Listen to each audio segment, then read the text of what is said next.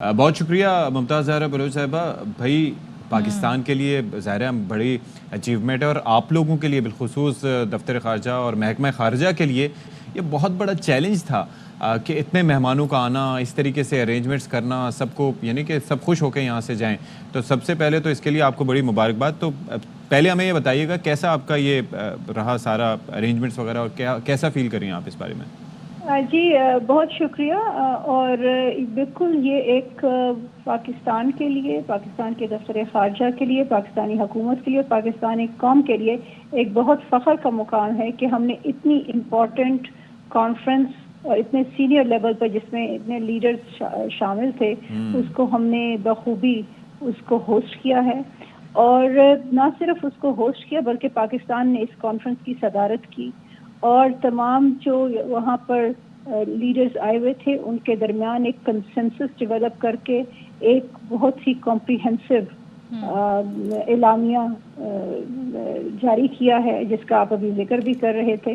تو یہ ایک پاکستان کی ڈپلومیٹک ایفرٹ کی بھی ایک بالکل اس پہ ایک پازیٹیو ریفلیکشن بھی ہے.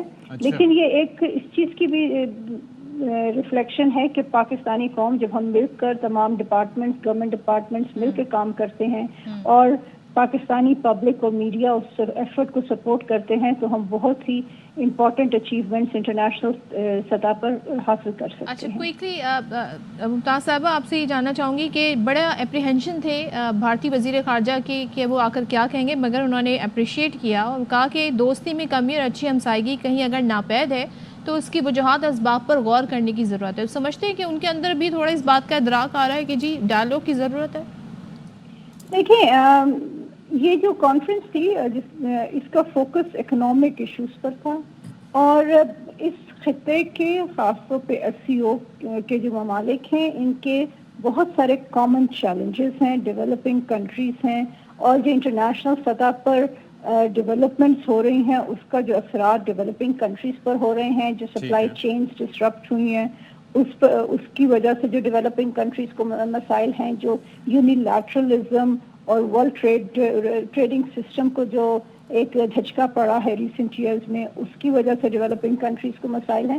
تو یہ ساری چیزیں امپورٹنٹ ان سارے اس پیش منظر میں یہ بہت ضروری تھا کہ ڈیولپنگ کنٹریز مل کر ایک لائحہ عمل تیار کریں اور اس میں سب کا ایک پازیٹیو کنٹریبیوشن ہو.